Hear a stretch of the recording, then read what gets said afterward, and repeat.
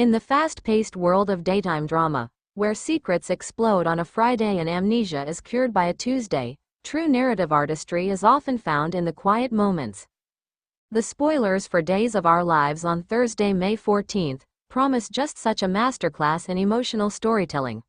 While the headlines tout a shooting, a suicide that wasn't, and a cyberbullying witch hunt, the most creatively rich development is deceptively simple.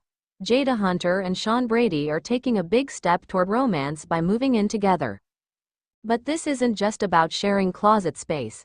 This is about the architecture of intimacy, the ghost of history, and the dangerous art of remembering. The unspoken script, Jada and Shawn's claustrophobic heart. The creative genius of the Jada, Elia Cantu, and Shawn, Brandon Beamer, storyline isn't in grand gestures. It's in the subtext of domesticity.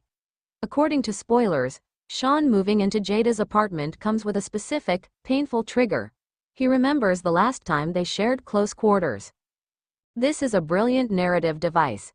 In the hands of a lesser writing team, the move-in trope is purely logistical, a way to save on set design and generate accidental walk-ins. Here, the apartment becomes a time machine. Every corner of Jada's space will now be a potential landmine of memory for Shawn. That worn spot on the couch, where they sat during the lie. The kitchen counter, where she confronted him about the shooting cover-up. The creative tension lies in their asymmetry. Jada has chosen to move forward. She issued the invitation after the truth came out. Her character is demonstrating radical forgiveness, not forgetfulness, but a conscious decision to build new scaffolding over old cracks. Shawn, however, is moving into a haunted house. For him, this isn't a new beginning. It's a recurring nightmare of his own making. The big step toward romance is, paradoxically, a step back into his own guilt. The most creative writing will happen in the silences between their dialogue. Watch for the blocking. Will Shawn hesitate at the threshold? Will Jada have cleared out a specific drawer for him, or will she leave it empty, forcing him to ask? The romance isn't in the kiss. It's in the negotiation of toothpaste tubes and who gets the good pillow. That is high-stakes, low-volume drama, and it's the lifeblood of lasting soap opera.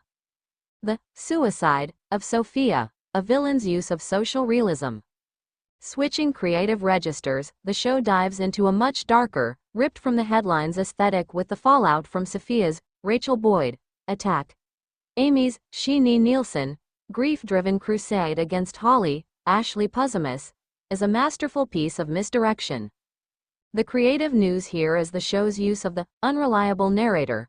In a social issue context, Amy is convinced that Holly's cyberbullying led to Sophia's suicide. The audience knows the brutal truth.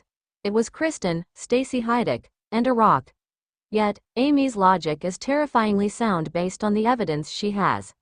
The nasty texts are real. The emotional distress is real. The teenage social dynamics are painfully authentic. This is where Days elevates its craft. By juxtaposing a fantasy villain, Kristen the Rock Wielder, with a real-world villain, cyberbullying, the show critiques how we assign blame in the digital age. Amy is acting irrationally, but her rage is rooted in a rational fear that parents face daily. She cannot see the absurd truth, Kristen's violence, because the plausible truth, online harassment, is right in front of her. The creativity lies in forcing the audience to sit in that discomfort. We know Holly is innocent of murder, but is she innocent of cruelty? The spoilers suggest Belle, Martha Madison, is turning handsprings to justify Holly's behavior. This is a brilliant mirror to how Tate's, Leo Howard, family defended him. The show is asking a profound question. In Salem, as in life, does the law care about the harm caused, or only about who threw the punch, or the rock? Belle's acrobatics, the corruption of legal ethics. Speaking of Belle, her characterization offers a cynical, creative take on the family drama. As a lawyer, Belle is ethically bound to defend her client. As an aunt, she is emotionally bound to protect her nephew's girlfriend. The spoilers indicate she is blurring these lines with aggressive justification. This isn't a plot hole, it's a character study in cognitive dissonance. Belle witnessed how Nicole, Holly's mother, manipulated the truth to save Holly from the overdose scandal.